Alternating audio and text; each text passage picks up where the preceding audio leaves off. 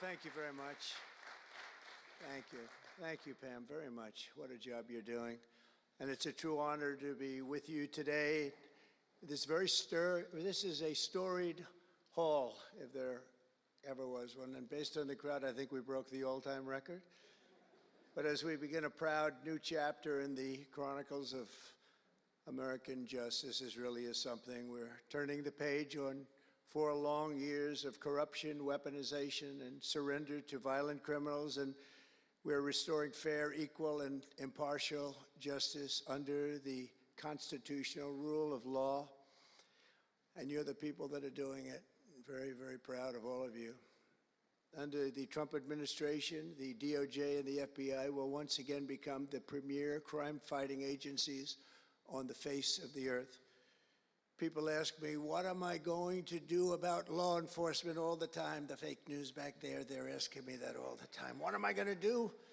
And when are you going to do it? And I answer them by saying I've already done most of it by appointing the people that I've appointed. They're sitting right here. They've done most of it. I don't do it, they do it. Right, Pam? I think, oh, you are so tough, they just don't know yet. Let me begin by congratulating the incredible people who will lead these historic reforms. And we start with somebody that you just saw, Pam Bondi. She's extraordinary, and I've known her very well for a long time.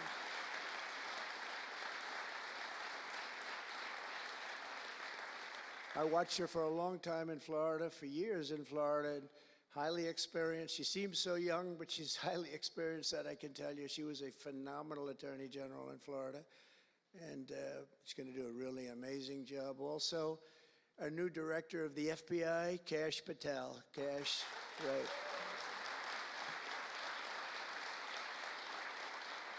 A man that I'm very proud of. I've known him and Emil for a long time under tremendous pressure. I saw these guys under some of the most corrupt judges it's not even imaginable how corrupt they were. And these guys never wilted. They were not shy. They fought. They weren't afraid, and they were brilliant. Deputy Attorney General Todd Blanche and Principal Associate Deputy Attorney Emil Beauvais. And thank you both very much. Right. Great people. They're great people. The Chief of Staff, who's so highly respected, Chad Mizell. Thank you, Chad. Chad? Thank you, Chad. Our next administrator of the DEA, Terry Cole. Terry? Thank you, Terry. Good luck. Going to do great. Senior counsel to the Assistant Attorney General for Civil Rights. Boy, I've been watching him on television last couple of weeks. He is really a tough one, and he's a great one. Leo Terrell, you watch how good he's going to be. He's going to be so good. Thank you, Leo. Great guy. Assistant Attorney General of the Antitrust Division, who's got an incredible reputation. She'll do very, very well. Gail Slater. Thank you, Gail. Good luck. Great job. Now, we're joined by many, many great friends and terrific friends, and I won't be able to, too many to name, but some that I just see very quickly. General Flynn, thank you for being here. Here's a man who went through hell, by the way, and he shouldn't have. He's a patriot. He went through hell. We're also pleased to be joined by Senator Chuck Grassley and House Majority Whip. Where's Chuck? Hi, Chuck. House Majority Whip Tom Emmer. Tom, great job you're doing. Representative Guy Reschenthaler, one of the toughest names to say, but I got it perfectly, I think. And State Attorney General Ken Paxton, thank you very much. Thank you very much. Somebody who was with us early on, and she's really become a big star and very popular, Brenna Bird. Thank you, Brenna. Thank you very much. Steve Marshall, Alan Wilson, James Othermeyer, Chris Carr, Dave Sunday, Marty Jackley, as well as White House Deputy Chief of Staff, Stephen Miller. What a man Stephen is. Become a big star. Right, Emil? Steve Miller. Steve has been something very special. For generations, the Federal Department of Justice was one of America's most revered institutions. The men and women of the DOJ brought down the mafia, hunted down the killers, kingpins, and spies, tracked down terrorists and traitors, and tore down corrupt political machines all across America. This department commanded the respect and admiration of the entire world. And with Pam and Cash and all of the people I introduced and far more, big numbers, and all of you sitting back there, I recognize so many of you. But with you leading the way, it'll soon be the most admired and most respected of all. You're going to be more respected, and I really believe that there's also a lot of things to solve, a lot of problems to solve. But that's going to put you in the upper tier and maybe the top tier, and I believe that's going to happen. I'm so proud of the people in this room. But first, we must be honest about the lies and abuses that have occurred within these walls. Unfortunately, in recent years, a corrupt group of hacks and radicals within the ranks of the American government obliterated the trust and goodwill built up over generations. They weaponized the vast powers of our intelligence and law enforcement agencies to try and thwart the will of the American people. You remember the 51 intelligence agents that said, as an example, that Hunter Biden's laptop from hell came from Russia, when they knew it came right from his bedroom. They knew that. It was a big lie, and they knew it so well. They spied on my campaign, launched one hoax and disinformation operation after another, broke the law on a colossal scale, persecuted my family, staff, and supporters, raided my home, Mar-a-Lago, and did everything within their power to prevent me from becoming the President of the United States. With the help of radicals like Mark Elias, Mark Pomerantz, and these are people that nobody's ever seen anything like it. So many others, but these are people that are bad people, really bad people. They tried to turn America into a corrupt, communist, and third world country. But in the end, the thugs failed and the truth won. Freedom won, justice won, democracy won, and above all, the American people won. There could be no more heinous betrayal of American values than to use the law to terrorize the innocent and reward the wicked. And that's what they were doing at a level that's never been seen before. And it's exactly what you saw with Joe Biden, Merrick Garland, and their cronies to do the building of the last 4 years. What they've ripped down is incalculable. But what you're going to build up is likewise something that will be breaking all sorts of records. They set loose violent criminals while targeting patriotic parents at school board meetings. They dropped charges against Antifa and Hamas supporters while labeling traditional Catholics as domestic terrorists. The Catholics, we did very well with the Catholic vote, so I want to thank them for that. They really did, record numbers. I would say, what's with the Catholics? They're really after the Catholics, so I don't know. They were after a lot of people. Maybe they didn't even know why. They imported illegal alien murderers, drug dealers, and child predators from all over the world to come into our country while putting elderly Christians and pro-life activists on trial for singing hymns and for saying prayers. They went to jail for that. Our predecessors turned this Department of Justice into the Department of Injustice. But I stand before you today to declare that those days are over, and they are never going to come back. They're never coming back.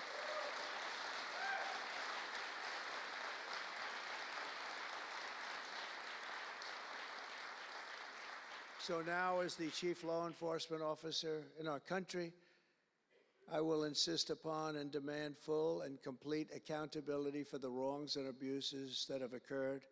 The American people have given us a mandate like few people thought possible. We won every single swing state. We won the popular vote by millions and millions of people. We won districts 2,750. Think of that, 2,750 districts compared to 505. So we want it at levels that have, I don't believe, ever seen before. That's the one where you see the map of the United States and it's all red. Red for Republican, not for communist. Red for Republican. They would like it to turn red for communist, but it didn't work out that way. The American people have given us a mandate and really just a far-reaching investigation is what they are demanding into the corruption of our system. And that's exactly, I'm sure, what Pam and Cash and everyone else mentioned here and not mentioned is going to be doing. We will expel the rogue actors and corrupt forces from our government. We will expose and very much expose their egregious crimes and severe misconduct, of which was levels you've never seen anything like it. It's going to be legendary. It's going to also be legendary for the people that are able to seek it out and bring justice. We will restore the scales of justice in America, and we will ensure that such abuses never happen again in our country. And that's why on day one I signed an executive order banning all government censorship and directing the removal of every bureaucrat who conspired to attack free speech and many other things and values in America. My administration stripped the security clearances of the disgraced intelligence agents who lied about Hunter Biden's laptop from hell. We revoked the clearances of deranged Jack Smith, Alvin Bragg, Letitia James, and the crooked law firms that aided their partisan persecutions. And I went through it. These are state and city courts, and the corruption is unbelievable.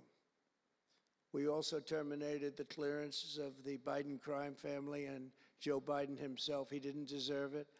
In fact, he was essentially found guilty, but they said he was incompetent, and therefore let's not find him guilty, I guess.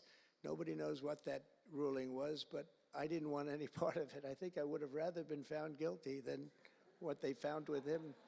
They said he didn't know what the hell he was doing, and therefore he's let him go. I said, you know, I'd rather be convicted, Pam. I think that was not good. I said, please convict me, don't say that. I pardoned hundreds of political prisoners who had been grossly mistreated. We removed the senior FBI officials who misdirected resources to send SWAT teams after grandmothers and J6 hostages. And it was a great honor for me to fire, I will tell you this, a great honor to fire James Comey. A great, great honor. That was nothing, there was no better day. A lot of people said, oh, that's too bad you did that. And they said that's going to be, and you know what? A year later, they said that actually saved the administration because the level of corrupt things that we learned after that turned out to be that they were doing, in fact, really bad things. He was a terrible person, did terrible things and persecuted people, and all in the guise of being an angel, but he wasn't an angel. We created a brand new DOJ task force and anti-Christian bias. And under Director Patel, we're getting the FBI agents out of the headquarters in Washington, D.C., and back on the streets in pursuit of dangerous criminals where they belong and where they want to be. And, you know, you have that big FBI building, and it's a very big building, and they were going to build an FBI headquarters 3 hours away in Maryland, a liberal state, but that has no bearing on what I'm about to say, but we're going to stop it. Not going to let that happen. We're going to build another big FBI building right where it is, which would have been the right place because the FBI and the DOJ have to be near each other. You can't that's one thing I did learn from this persecution. The FBI and the DOJ work together. Now, in my case, they work together for bad purposes, but they do. They were always together. So how can you have one that's 3 hours away? But one thing I said to Cash, well, we're going to get a great building built. It's going to be a magnificent building. He said, sir, we don't need that kind of room. I said, what do you mean? He said, I'm just going to take a old Department of Commerce building that's about 25% the size, and that's what I need. We're going to have the best staff that you've ever seen, and that's what I need. It's in a nice location, but I don't need that big building. Why don't you just sell the site to somebody, and we're going to be very happy. And they want to have far fewer people, but we also want to have them in D.C., and if for no other reason, we like having law enforcement walking the streets of our capital, because when the bad guys are out there and they see there's an FBI agent, that's the ultimate in law enforcement, and they're not going to be acting so bad. We're cleaning up our city, we're cleaning up this great capital, and we're not going to have crime, and we're not going to stand for crime, and we're going to take the graffiti down, and we're already taking the tents down, and we're working with the administration, and if the administration can't do the job, we're going to have to take it back and run it through the federal government. But we hope the administration's going to be able. So far, they've been doing very well. The mayor's been doing a good job. We said there are tents galore right opposite the State Department. They have to come down, and they took them down right away. And so far, so good. But we want to have a capital that can be the talk of the world. When Prime Minister Modi of India, when the President of France, and all of these people, the head of Prime Minister of United Kingdom, they all came to see me over the last week and a half. And when they come in, I had the route run. I didn't want to have them see tents. I didn't want to have them see graffiti. I didn't want to have them see broken barriers and potholes in the roads, and we had it looking beautiful. And we're going to do that for the city. And we're going to have a crime-free capital. When people come here, they're not going to be mugged or shot or raped. They're going to have a crime-free capital again. It's going to be cleaner and better and safer than it ever was, and it's not going to take us too long.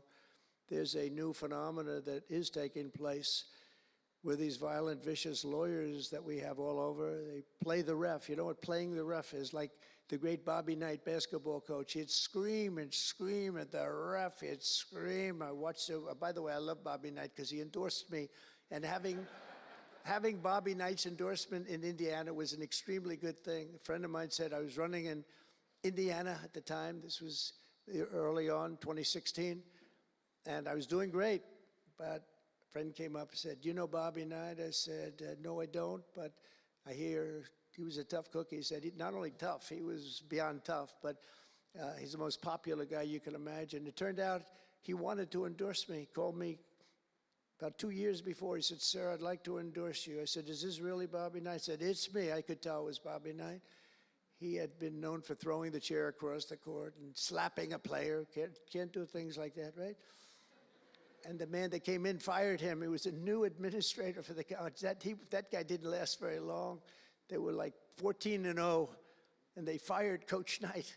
That was not good, but he had a little chip in his shoulder. But he loved Trump, and he came in, and he said, "I'd love to endorse you." He said, "If you ever run, please call me." So he said, "Do you know Bobby Knight?" I said, "Well, I don't know him," but he called me a couple of years ago. It was an amazing phenomenon. I took his number, and on each side of my desk in New York, I had stacks of paper, like nice and neat, but about 2 feet high each. And I said, I wrote his number down and I put it here 2 years ago. And I said, let me see if I can find it. It was almost like a miracle. I had other miracles that happened too. My ear is still throbbing. That was a miracle. That was a miracle also, wasn't it? That was a miracle also. Thank you. Thank you, Leo. Thank you. Thank you, that was a miracle. Anyway, okay, that's very nice, thank you. But, so he said, Bobby Knight. So I said, I put his name down and I wrote it down. It's in one of these stacks. I lifted up. There would have to be 2,000 to 3,000 pages in each stack. I lifted it up, the first one, had no idea. And there was his name on a little card, Bobby Knight with his number. It was like incredible. I tell that story all the time. And I called him and dialed a number. He said, "I've been waiting for you to call." And he went out and he made a speech for me in a packed arena in Indiana, and it was over. It was over. He was a tough guy. He actually went a little far, if you remember. He made a great speech because he was actually a motivational type guy, to put it mildly. But he left the stage, and then I'm talking, and he walks back onto the stage. I said, uh-oh, this is trouble. Why is he coming back? He was a big guy, too. Why is he coming back? He said, "May I say a few more words?" I said, "Yeah, go ahead, Bobby, say a few more words." A little different. And he said, "And let me tell you something about this guy, Trump. This guy, if he has to, will use the nuclear weapons that we have. He will use he has no fear. He's going to use, and that's the kind of guy. And he walked off the stage. I said, I think I'm in big trouble, Pam.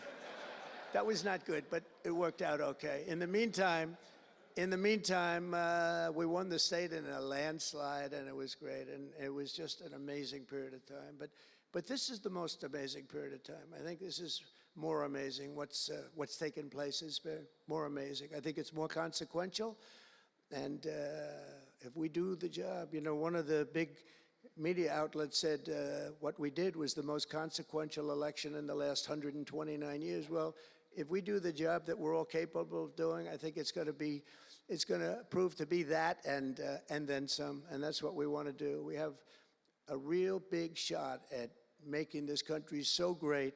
So great. What happened to our country was so sad. What they've done in 4 years to our country with the borders, with Afghanistan, the most embarrassing period of time, allowing the Russian situation, was never going to happen, with Ukraine, allowing October 7th to happen, would have never happened, because under me, Iran was totally broke. They had no money. They weren't giving any money to Hamas or Hezbollah. It was totally broke. But allowing inflation, look at what inflation's done to people, been so devastating. And now you see that, by the way, price of eggs is down 35% in the last week and a half. We're doing a good job. Brooke is doing a good job. Brooke Rollins and everybody. And inflation's down, interest rates are down, gasoline has come down to a level that we haven't seen in a long time. All things that we wanted to do, because then everything else is going to be coming down. We want it to come down. We want bacon to come down, and groceries, a term I used to use. It's sort of an old-fashioned term, but I used to use it on the campaign trail, those last 90 perfect, beautiful days. We just hit it. And I want to thank Susie. You have done a great job. Susie Wiles. Great job, Susie.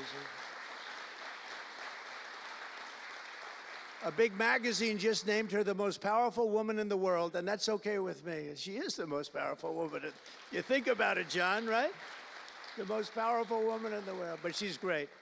And we had a great 90 days. It was a perfect 90 days, and it was a great result, but we want to put that result to good use by doing a phenomenal job. And I want to tell you that Todd and Emil know this very well. We had an amazing judge in Florida, and her name is Eileen Cannon, and I didn't know her.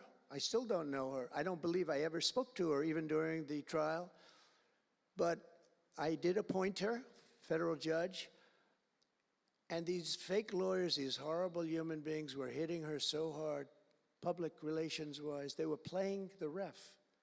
I don't think it's legal. I don't think it's legal. They might as well go out and just shout it in a courthouse.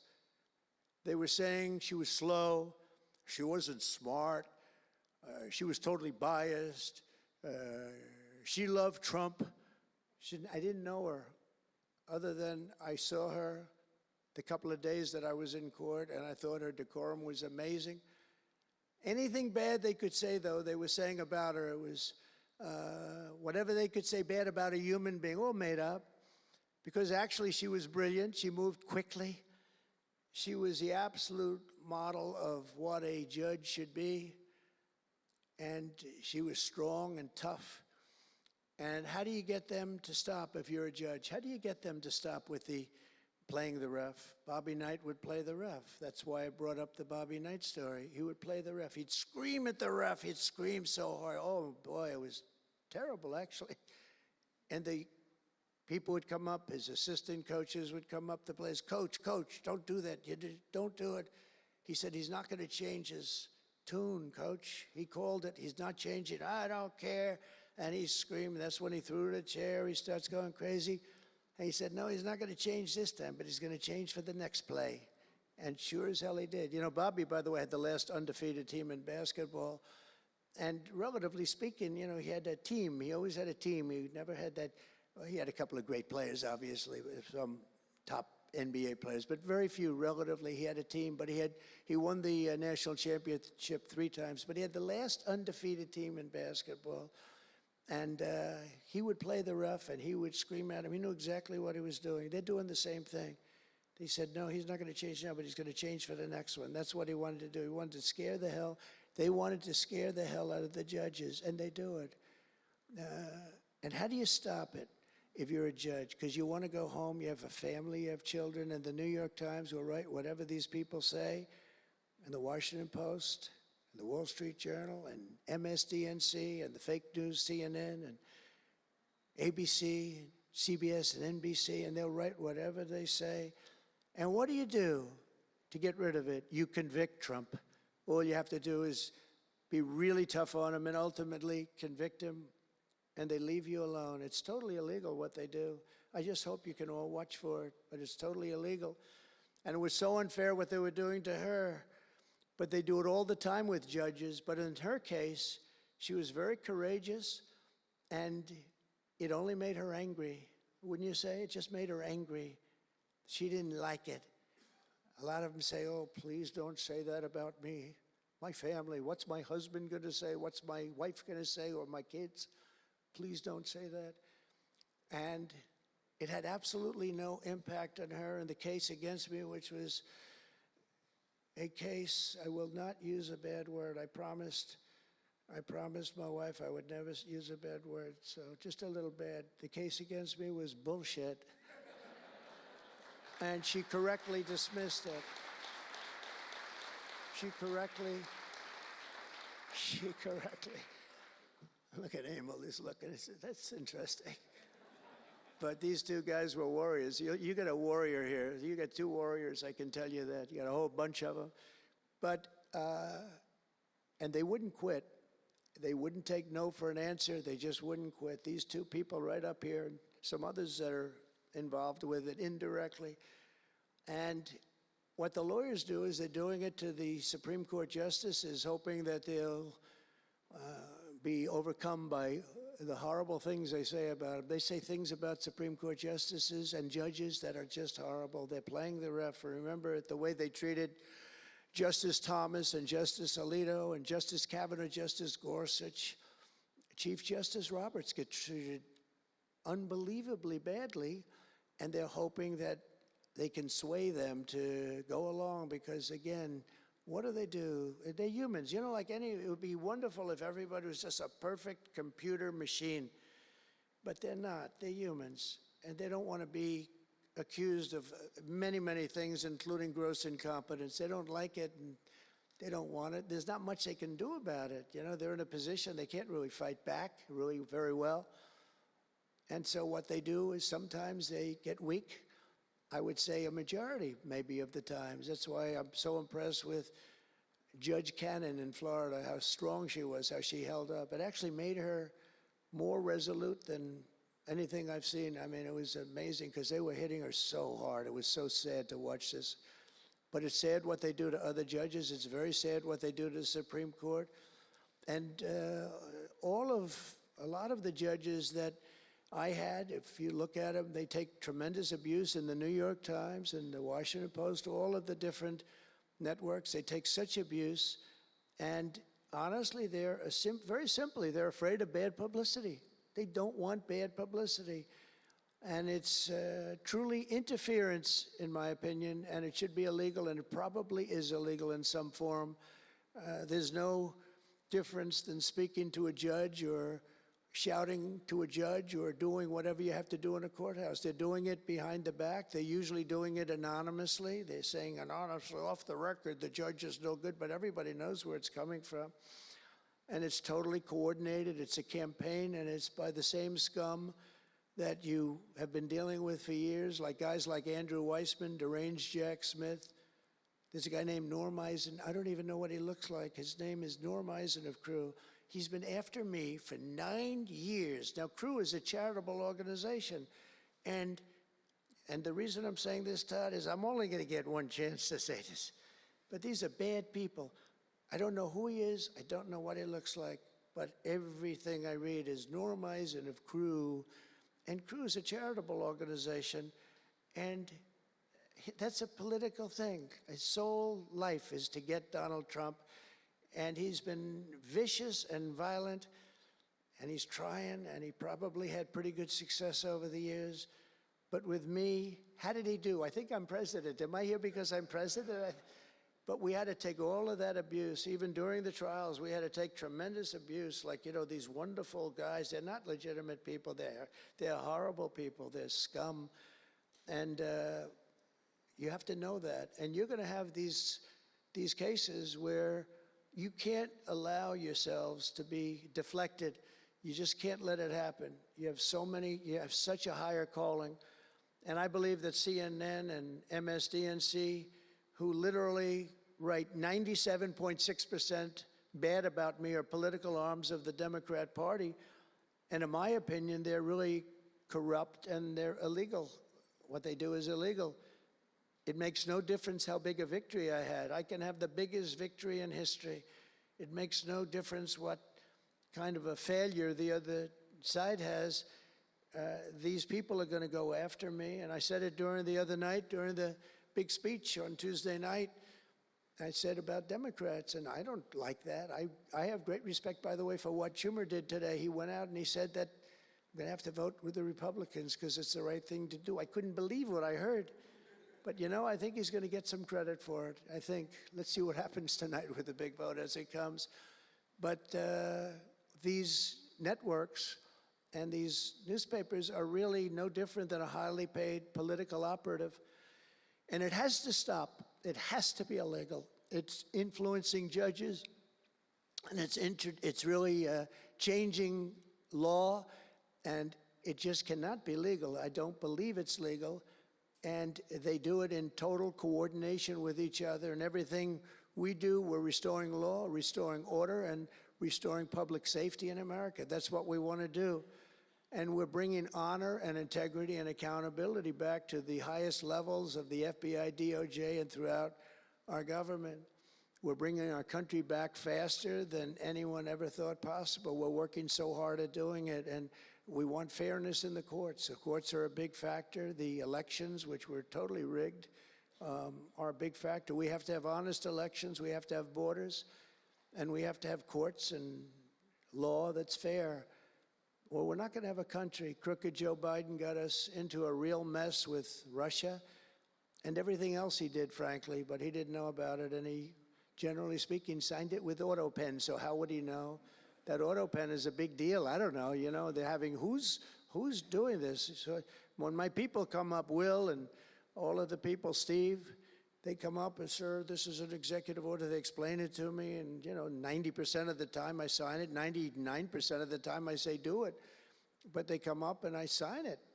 But you don't use auto pen. It's, number one, it's disrespectful to the office. Number two, maybe it's not even valid because, you know, who's getting him to sign? He had no idea what the hell he was doing. If he did, all of these bad things wouldn't be happening right now. But we're going to get you back into a great position, and we've already started. They say that we had the most successful first month of presidency. It's not a long time, but it's still a lot. It's like if you're a golfer, sinking a 3-foot putt on the first hole gives you confidence to sink something on the second hole. But if you miss that first putt, you don't like to have the putt on the second hole and the third hole. It could be a very bad experience. It's nice to get that first month, and now we have more than a month. Now we have a month and a half, and it's going really, really well. I can tell you as a little secret, although the cameras are blazing back there, so it's not that much. But I think we're doing well, as you have been hearing about Ukraine. I think we're doing now well with Russia. We're speaking with President Putin. We want to get the war over. Not only have we spent maybe $350 billion to Europe's, think of that, $350 billion to $100 billion, and yet we're across the ocean far away, so it shouldn't have been that way, but Biden let that happen too. And we're getting a deal where we're going to get that back, but much more importantly are the lives that we're talking about. On average, 2,000 young people are being killed every single day. Now, they're not from here. They're from nowhere close to here, but they're young people. They're human beings, and they have parents. They have sisters and brothers, the mothers and fathers, the friends and the families and the towns where they grew up. And they're losing, on average, 2,000, even 2,500 a week. and I want to get it stopped. And we've had some very good calls today with Russia and with Ukraine. They've agreed for a ceasefire if we can get it with Russia, and it's not easy. It's a tough one, but I think we're doing it. And as the Secretary General said yesterday of NATO, a terrific guy, he said without Trump, we wouldn't be talking about it. It would just go on for years, and millions of people have been killed, but millions more people would be killed. And he said it was a great honor. Without me, it would just keep going on. We're looking for the ceasefire now with Russia, and we've had some very good talks about it. We've had some very good responses. And I can tell you that there was a case where there would have been no war if I were president, and it's just 100% would not have happened, would never have happened. I used to speak to President Putin a lot about it. I said, don't do it. Don't do it. I won't tell you what the consequence was. I won't tell you what he said. But if he believed even 5% of what I said, then he would say, I'm not going to do it. And I think he did. But we had a good relationship, and we had a professional relationship, and his respect for this country. And I think we've had some very good results. So, you know, I haven't been able to say that to anybody else. I haven't wanted to say it until just before I came here. I got some pretty good news. So, but we have to see what happens. It's still a long way to go. The fighting is unbelievable. Russia has a large group of Ukrainian soldiers, as we speak, surrounded and in grave danger. They've been able to surround them. They're in grave danger. Biden should have never let this war happen. First of all, you don't want to pick on somebody that's a lot larger than you, even with the money. There's a lot of money that we gave them and a lot of equipment. We make the best military equipment in the world, but even with all of that, it's unbelievable. Right now, you have a lot of Ukrainian soldiers that are encircled and in grave danger, and I've asked them not to kill those soldiers, please, not to kill those soldiers. We don't want them killed. It's such a shame to see what's happened. A thing like that would have never happened. Inflation would have never happened. October 7th would have never happened. Israel, Iran had no money. They were totally broke. Think of it. They had no money to give to anybody. They were totally broke. And within a short period of time, as soon as Biden came in, he took out all the sanctions. In China and everybody else that wasn't buying oil from Iran was buying it at levels that they never spent before. And it was a sad thing. And if you look at Afghanistan, that was probably what got Putin started, because when he looked at how horribly we looked, I think the most embarrassing day, not that we got out because we were getting out. I would have been out faster than them. I was the one that got it down to the right level. But we would have kept Bagram, the big Air Force base. We would have kept it. Right now, China occupies Bagram. And the reason we would have kept it is because they were 1 hour away from where China has and builds its nuclear missiles and weapons. And they gave that up. At the dark of night, they left the lights on, and they left the dogs behind, by the way. A lot of people say, what about all the dogs? They had a lot of dogs, and they left the dogs behind. And what a shame, what a shame. The way we got out, I think it was the most humiliating time in the history of our country. The way it happened, not that we were getting out, because we wanted to get out, but we would have gotten out with dignity and strength. And what a difference a rigged and crooked election had on our country when you think about it. And the people who did this to us should go to jail. They should go to jail. So I just want to say God bless America, because we have to say God bless. We're lucky we're still here, frankly. And this whole thing could lead, I think we have it. I think we have it. But this could lead to World War III very easily. Could very easily lead to World War III, but I think we're in pretty good shape. A lot better than we were before we got involved, that I can tell you. That was heading into World War III territory, and that would have been a war like no other because of nuclear weapons and other types of weapons that people you don't even want to know about. But as many of you do know, well, we're focused on persecuting, and these people were really focused on persecuting Republicans. The last administration presided over the worst increase in violent crime in our country in many, many decades. We had levels of violence and crime, and a lot of it had to do with the illegal immigrants that came in. Remember when I used to complain about it? Because I knew how tough they were, how mean they were. And they said, no, no, people that come into our country are all wonderful people. No, they're not wonderful. These are stone cold killers. These are killers like, they make our killers look nice by comparison. They make our killers look nice. These are rough, tough people with the tattoos all over their face. Historically speaking, I don't want to discriminate against anybody, but historically speaking, they're not going to be the head of any major bank that we know of. These are rough people. These are rough, rough killer people, and they allowed them in by the millions. In major cities like New York, Chicago, and Washington, mothers can't walk their children to the park without fear of being shot or killed or raped or anything. Women can't ride the subway without worrying that a hoodlum will shove them onto the train tracks.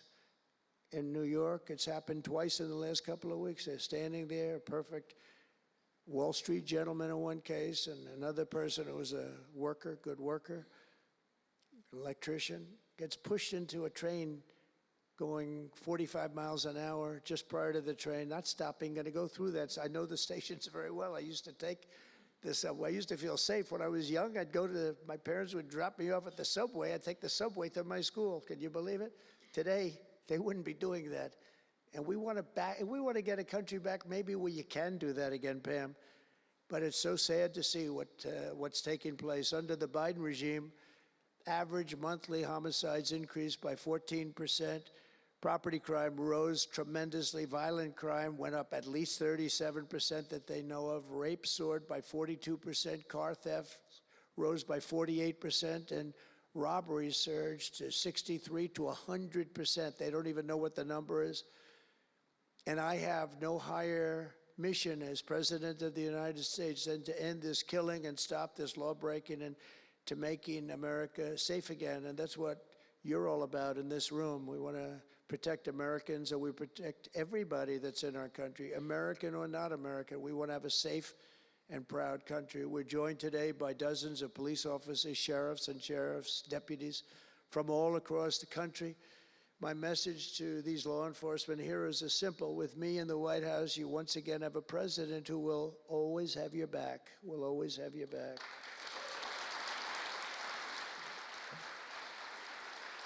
Thank you, fellas.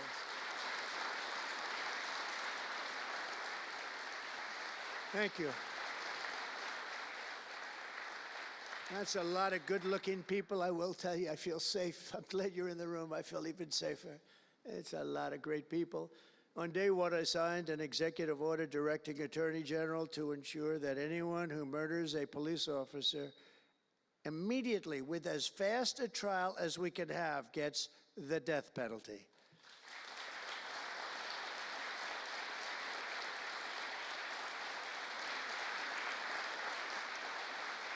And last month, I fired all the radical left pro-crime U.S. attorneys appointed by Joe Biden. There were so many that were bad, and I know there were some that were probably very good, but there were so many that were so bad and so evil, so corrupt. Instead of having Marxist prosecutors who want to put police officers in handcuffs and go after a police officer rather than a criminal, I appointed patriotic, tough-on-crime warriors who will partner with police to put dangerous offenders behind bars, put them in jail. We're fully reviving 1033 program to provide state and local law enforcement with surplus military equipment, that we have so much of it. I did it in my last administration, and I remember Obama wouldn't do it. He wouldn't do it before me, would not do it, because he thought it made them look too strong, too military. I said, no, that's what I want them to look like. I want them to look strong. And it was protective, defensive equipment. We had billions of dollars. I gave it out, and now I'm going to have a chance to give it out again. They didn't want to do it with Biden, and Biden didn't know why. I didn't, if they would have asked him, he wouldn't have been able to answer the question. He could never answer a question. They said my press conference yesterday was longer than all of Biden's press conferences put together for the last 4 years. And I don't know if that's true, but it was close. And perhaps most importantly, we're securing our border and repelling the invasion of America. We have, you see the numbers have come down, and Tom Homan and Christie have been incredible, Christie Noem. secretary. She's done great. And Tom Homan is, I don't know if Tom Homan's here, but wherever he may be, I think he's chasing people out of our country. If he was here, I'd almost be disappointed. What are you doing, Tom? But he's a fantastic guy, and he's a brave guy. Over the past 4 years, other countries emptied out their prisons and jails, mental institutions, and insane asylums, and sent the killers, drug smugglers, and bloodthirsty inmates from the filthiest dungeons of the world straight into the USA. And open border. We had an open border policy. Anybody could come in, no matter what you were, no matter where you came from, no matter what you looked like, no matter what you were doing, no matter what you did, no matter how many people you murdered, you could come right into our country. We have murderers right now walking the streets. We're joined today by Tammy Nobles, whose 20-year-old daughter, Kayla, was attacked in her home 3 years ago, horrifically assaulted and strangled to death by an illegal alien MS-13 monster set loose into our country under the open border Biden regime. Kayla was one of countless American victims ripped away from their families by the open border policies of that administration. And we're also joined by Kayla's stepfather, Jeremiah, and several other courageous angel families here today. And I'd love you to all just stand up and take a bow, because you are incredible people. Please. Thank you.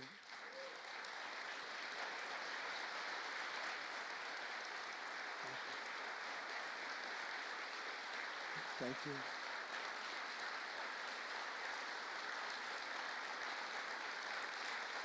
Thank you very much. Thank you.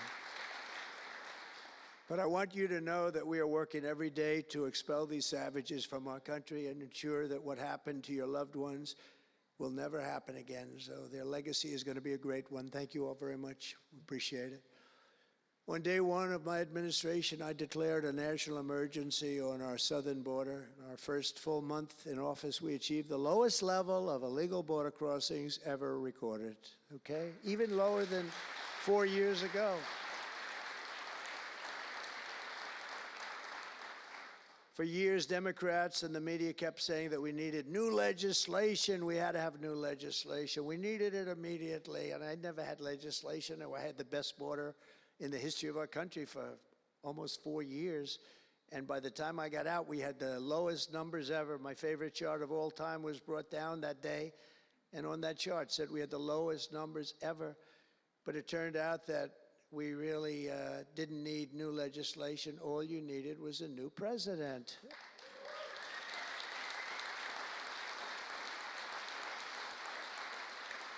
And I said that the other night.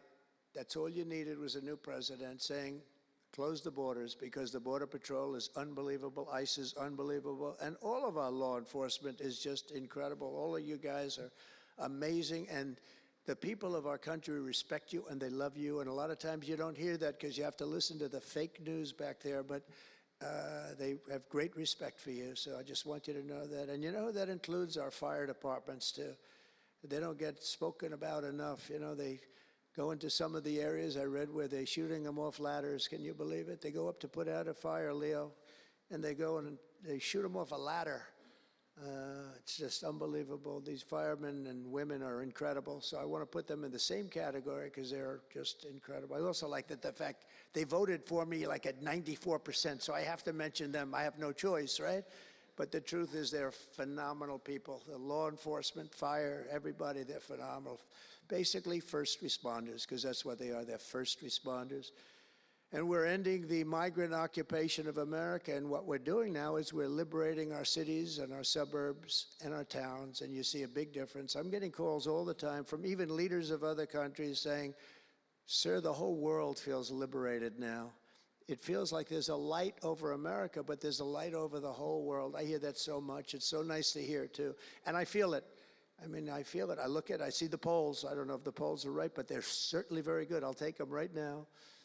It's amazing, amazing what's taken place in such a short period of time. Really 6 weeks, but it's longer than that. It's really November 5th. I think that hopefully will go down, if you do your job great, it'll go down as the most important day, one of them at least in the history of our country. You know, July 4th was pretty, 1776, it was pretty important too. But let's see if we can top it. Can we top it? I don't know. That's a tough one, but we're going to try. But it will be one of the most important days in the history of our country. So I think, and I think everybody in this room wants that to happen. Last month, we officially designated MS-13 and Tren de Aragua. That's the Venezuelan gang, the toughest gang, they say, in the world, and the Mexican drug cartels as foreign terrorist organizations. That's a big deal. Nobody wanted to do that in the past.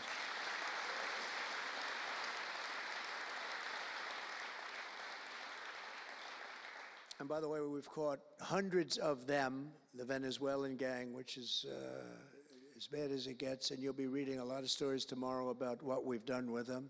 And you'll be very impressed, and you'll feel a lot safer, too, because they are a vicious group. They went into Colorado. They took over areas of Colorado. They sort of were like me. They were in the real estate business, but they didn't go out and get financing. They just took over a building and kept it. And they said to the tenants, get the hell out of here. One man called the police, and they cut off his fingers. And they say, you call again, your other fingers, and you call a third time, and you're dead.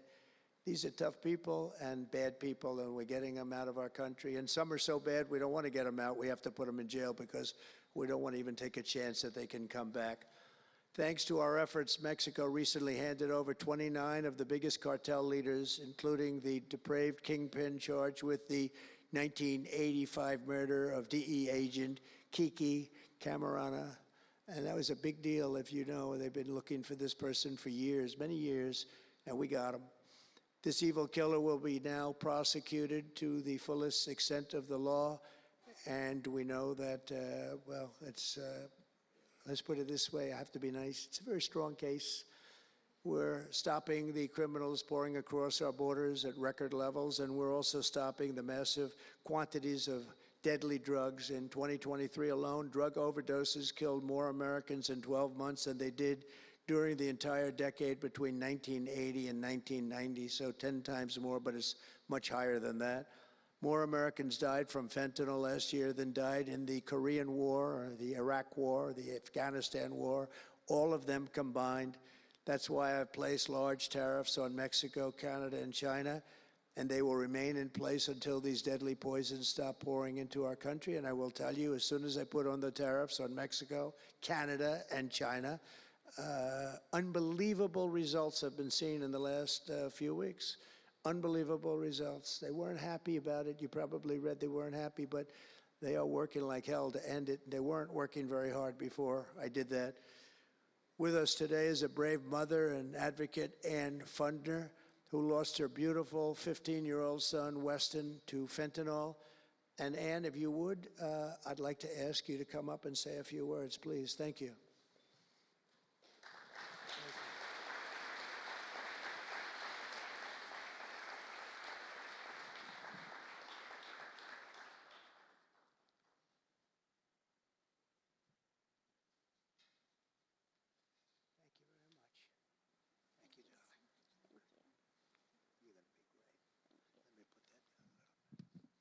Thank you. Well, first I want to say thank you. I think this is the biggest honor of my entire life, being on stage with President Trump. But I want to tell you a little bit about my son, Weston, who absolutely loved President Trump. He had a beautiful Trump 2020 flag hanging in his bedroom, and he had it on the beach one day, and we took a picture, and it became our 2020 Christmas card with the most perfect slogan for President Trump, peace on earth. But what happened in the next 4 years would be devastational to our country and our safety of our children. And in 2022, Weston lost his life, a freshman in high school at the age of 15, from a single pill that took his life. The cartels were allowed to operate on American soil and took hundreds of thousands of American lives. And so we knew there was only one person that could save us from the devastation on our American soil, and that was President Trump. And so in 2024, we did the best thing that we could do to keep America safe again, and we elected President Donald J. Trump. Thank you. Thank you.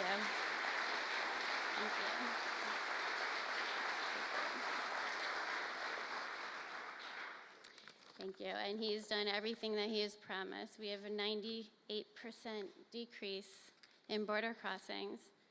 And he has labeled the terrorist cartels terrorist organizations. And he has instilled tariffs because there is no price on human life.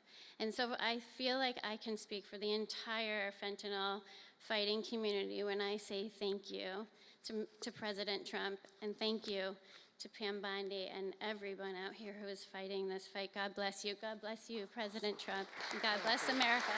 Thank you. He's up watching you.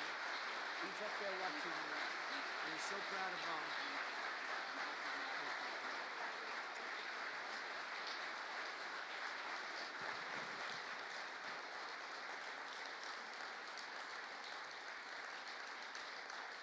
Thank you, Ann, very much. Weston is, I just said to Ann, Weston is up in heaven watching his mom, and he's so proud of you. He's so proud of you. Thank you. We're also joined today by a number of other American families who have lost loved ones to fentanyl, and I'd love you to just stand up for a second, and we want to acknowledge you, and also your daughters, your sons. They're looking down on you, and they're loving you like crazy. So thank you very much. Thank you. Thank you. Thank you. This department will not rest until we have ended the fentanyl epidemic in America once and for all. In less than 2 months since I took office, the DEA and FBI have seized nearly 1 million deadly doses of fentanyl, and that's just the beginning. At my direction and working with Pam and everybody else, we've launched an all-out war on fentanyl traffickers, and it's a war that we're going to win. We're going to win this war. I spoke with the president of Mexico, very nice woman, very fine woman, and I said, let me ask you, you're sending a lot of drugs into our country. We're not liking it at all. Can't do that. But I said, is Mexico, does it have much of a drug? She said, no, we're not a consuming nation. I thought it was an interesting term. And I said, why? And which I've heard also, by the way, they're not a consuming nation. They distribute, but they don't consume. But I said, why are you not a consumer? Well, we're very close with family. I said, so we're very close with family, too. I mean, our families are being devastated, and we're just as close. Why else? She said, well, we spend a lot of money on advertising saying how bad drugs are. They're very rough ads. They show the skin falling off and the teeth falling out and going blind and losing hair and everything that these things do. You look like you just came out of a horrible concentration camp. And she said it was, they're rough ads. And it's not often that I feel I've learned something from a phone call, because I've had a lot of phone calls over my life. But I realized right then and there what a great idea that is. And we have hired Susie, a great person, who did a lot of our campaign work, and we've come up with an advertising campaign that's, I think, really incredible. More than anything else, it's terrible to watch. Terrible to watch. It's the only way it's going to work. And I would be, because we got the numbers down, 18% would have a blue ribbon committee headed by the First Lady of the United States, who everyone loves, and some of her friends. And, you know, they work so hard, but it's a tough deal. They're dealing with very smart and very vicious people. You know, some of those businesses, those cartels are run better than any business in America. They say they're run incredibly, not just here, they all over the world. They're run like a major business, but in many cases better. And I said, we got it 18% down. Well, 18% is incredible. It's like a record, but when you think of it, it's not very much. And the way you get it down, if you want to get it down to close to 100%, is with the death penalty. But I think maybe America is not ready for that. China has a death penalty. Singapore has a death penalty. Various places have the death penalty. Wherever you have the death penalty, you don't have drugs. But I just don't know if this country is ready for it. So I tell people, and it's always an option, but I don't know. I just don't know if you're ready for it, and that's okay. It's nothing you can do. But what we're going to do is we're doing this campaign And I think we can get it down 50% with this campaign, because when people see all the horrible things that these drugs do to you, we're especially focused on fentanyl. When they see all of the horrible things that happen when you take drugs, how you look, you lose your look. Everyone's vain. They don't want to lose their look. The look is so important. And I think when they see these things, they may say, you know what, I'm going to take a pass. But there is big danger. Pam and I were talking about it before. A lot of people are taking fentanyl and not even knowing. They think they're doing something else, or maybe taking another drug, but at a much lower level. And they die. You can put on the pin, think of this, the head of a pin, fentanyl, and it's too much, and it will kill the strongest person in the room. And it's amazing. But we're going to do this campaign. It's going to be launched fairly soon, Susie. And I think it's going to have a big impact. I think if we got it down by another 30, 35 points, and I really believe we can, I think that's an incredible idea. So I thank the President of Mexico, actually. It was a call on tariffs, and we talked about drugs. And she gave me an idea that I think will be very successful, and based on what I saw, it's going to be amazing. Under our leadership, this department is once again laser focused on protecting the American people. We're defending our borders, our streets, our children, and our good, really God-given, this is God-given rights and liberties once and for all. We're going to defend our country, and we're going to defend our rights. Etched onto the walls of this building are the words English philosopher John Locke said, "Where law ends, tyranny begins." And I see that, and I saw it over the last 4 years when somebody was allowed to attack viciously with this department and the FBI. His political opponent, how did that work out? Didn't work out too well, but it wasn't pleasant. It wasn't pleasant. I was attacked by a political opponent, and probably it helped that I was attacked more than anybody in the history of our country. Alphonse Capone, the great Alphonse Capone, legendary, Scarface, was attacked only a tiny fraction of what Trump was attacked. And maybe it worked out well, I don't know. If I had to give it up, I probably wouldn't, but only because I've gone through it.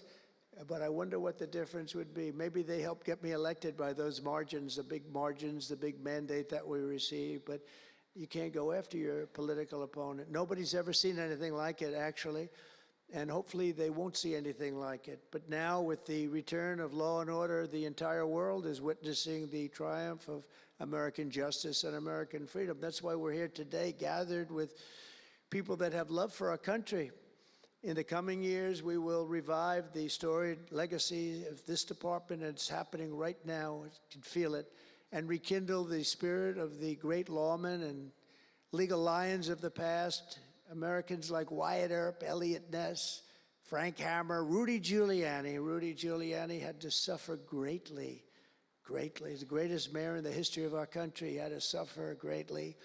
Ed Meese, Antonin Scalia, Robert Jackson, and Robert F. Kennedy. We will rebuild pride in our institutions. We will restore the prestige of this great department, and we will bring back faith in our justice system for the citizens of every race, religion, color, and creed. And I want to just tell you that this has been a great honor. I was asked to do it, and I said, is it appropriate that I do it? And then I realized it's not only appropriate, I think it's really important. And I may never do it again. I may never have another chance to do it again, because this is something that I'm leaving to the greatest people I know, the best people, the smartest people, the toughest people I know. And they're going to do an incredible job. And it's an honor for me to have won this election so that I can appoint these people to do their job, and they're going to do it like you have never seen. So I just want to wish all of you good luck. It's going to be an interesting journey. Not going to be easy, but you're going to win. You're going to win, win, win, and fight, fight, fight, and it's going to end up being a tremendous result for this country. So thank you all very much. God bless America. God bless you all. Thank you.